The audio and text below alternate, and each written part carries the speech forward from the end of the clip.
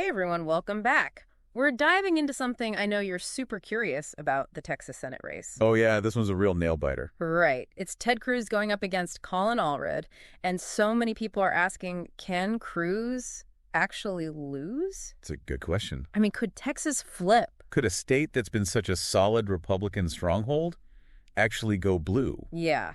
And this race is even more important because it could actually determine who controls the Senate. Huge implications. Exactly. So we got to break it all down. And we're using some articles from Newsweek. They were published just yesterday, October 29th, 2024. Fresh off the press. Totally. Now, we always hear Texas is reliably Republican, but I bet you're wondering, when was the last time a Democrat actually won a Senate seat there? You'd have to go all the way back to 1988. Wow, 1988. That's a long time. It really puts things in perspective, doesn't it? It does. Like how big of a deal it would be if Allred actually won. It would be huge. And here's the thing. Most of the forecasters and polls, they still say Cruz is favored to win, but some of these polls are showing a much closer race than anyone expected. True 538 has Cruz with a 3.4-point lead. And Decision Desk HQ.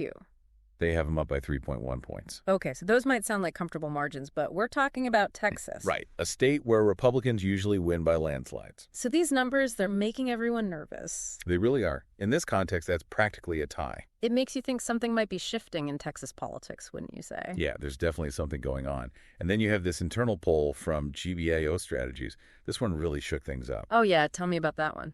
This poll actually shows Cruz and Allred tied at 46%. Whoa. That's a huge deal. Absolutely. Can you walk us through what an internal poll is and why this one is causing such a stir? Sure. So an internal poll is basically a poll that's done by a candidate's own campaign or party. So it's like they're polling their own voters. Kind of. It's more like they're trying to get a sense of how things are looking from their perspective. I see. So it's not necessarily as objective as a poll from like a big polling firm. Right. It can be a little biased, Yeah. but it can also be really helpful for campaigns because they can tailor the questions to specific groups of voters and get a more granular understanding of where they stand. It looks like a sneak peek behind the curtain. Exactly.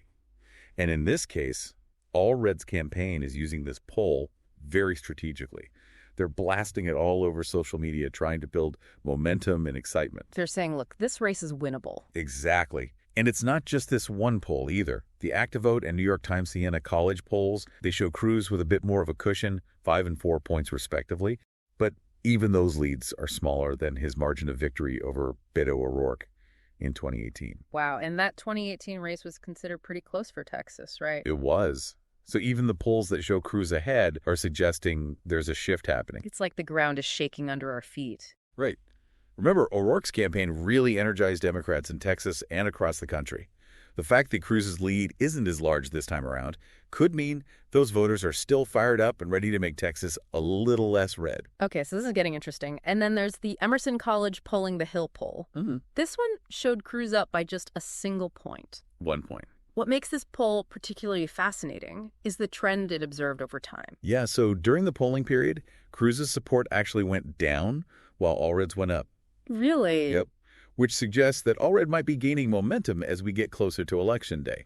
Plus, his name recognition is growing, which is super important for a challenger trying to unseat an incumbent. You can't vote for someone you've never heard of. Exactly. Yeah. So we've got all these polls, each with its own quirks and nuances, some showing a super tight race, others giving Cruz a bit more breathing room. But the one thing they all seem to agree on is that this is way closer than anyone predicted, no doubt. And that's why it's getting so much national attention. Right, because this isn't just about Texas. This race could have ripple effects across the entire country. It could change the balance of power in the Senate, which would have a huge impact on, well, everything. Okay, so we've got the polls, we've got the national implications, but what does it all mean for the average person? Like, why should someone in, say, California or Maine care about what's happening in Texas? That's a great question, and we're going to tackle it head on right after a quick word from our sponsors. So stick with us. We'll be right back. We're back and ready to dig into why this Texas Senate race matters to you, even if you don't live there. Because, let's face it, everyone loves a good political drama, right? It's definitely got people glued to their screens, and the impact goes way beyond Texas. We're talking about a seat in the U.S. Senate, and this one race could decide which party controls the whole thing. Okay, so for those who need a quick refresher, what does it actually mean if one party controls the Senate? Why should we care? Well, the Senate has a ton of power. They get to confirm presidential appointments, like judges for the Supreme Court. Mhm. And they have a say in passing laws. The majority party gets to set the agenda. So if Democrats were to flip the Senate, it would have a massive impact on what current president's name can actually do. So it's not just about bragging rights. It can actually change the direction of the country. Absolutely. Yeah. And if Allred were to win in Texas, it would send shockwaves through the political establishment. It would be a sign that Democrats are making inroads in places that used to be solidly Republican. Right. Like, hold on, is Texas actually becoming a swing state? Exactly. And, Newsweek also mentioned Florida as another state that Democrats are targeting for both the Senate and the presidential election. I'm curious what you think. How might these races influence each other? It's like a domino effect, right? If Democrats can flip Texas, it could give them momentum in other states that were once considered Republican strongholds. That makes sense. They'd be riding a wave of success. Exactly. Texas and Florida are both large, diverse states, and they've been trending more Democratic in recent years. If Democrats can win big in either one, it could really energize their base and make them feel like anything is possible. It would also force Republicans to rethink their strategies. Totally. They couldn't just assume they'll win in those states anymore. They'd have to start investing more resources and paying closer attention to the changing demographics and the voters. So we've talked about the national implications, but let's zoom back in on Texas. What issues are really resonating with voters in this race? What are the candidates focusing on? Well, Allred has been hammering on things like healthcare, education, the economy. The bread and butter issues. Exactly. Yeah. He's trying to appeal to moderate voters and people who are maybe disillusioned with the Republican Party. And he's also playing up his background as a former NFL player and a civil rights attorney. So he's presenting himself as a unifier? Exactly. Somebody who can bring people together. Yeah. And he's trying to build a coalition that goes beyond traditional Democratic voters. Like those suburban voters who are leaning towards the Democrats but haven't fully committed. Right. Now, Cruz, on the other hand, he's sticking with his conservative base. So what's he hitting on? Issues like border security, gun rights, opposition to abortion. The classic conservative talking points. Right. He's also trying to link Allred to national Democrats like Democratic political figure and Democratic political figure, hoping to make him look too liberal for Texas. It's a classic political strategy, trying to paint your opponent as too extreme. Exactly. So Yeah. you've got one candidate who's trying to expand the electorate and one who's trying to energize his base. Two very different approaches. And it's just too close to call. Like a political thriller unfolding in real time. It really is. And it shows that even in a state like Texas, things are changing. The political landscape is shifting. And this Senate race is the perfect example of that. We've covered the polls, the national implications, the candidate strategies. Now for the final act of our deep dive, we're going to ask you, the listener, to put on your prognosticator hat. What do you think the future holds for Texas politics? Stay tuned. We'll be right back. We're back for the final stretch of our Texas deep dive. Phew, it's been a wild ride, hasn't it? From those nail-biting polls to talk of a potential political earthquake, this race has everything. It really does. It shows just how dynamic and unpredictable politics can be. Especially in a state like Texas, which is going through such a fascinating transformation right now. Totally. So much is changing. Okay, so let's end with a thought-provoking question for you, our listeners. We know you all love those aha moments, so here it is. If Allred were to actually pull off this upset and win, what would that tell us about the future of Texas as a Republican stronghold? Would this be the end of an era? It would definitely be a huge turning point.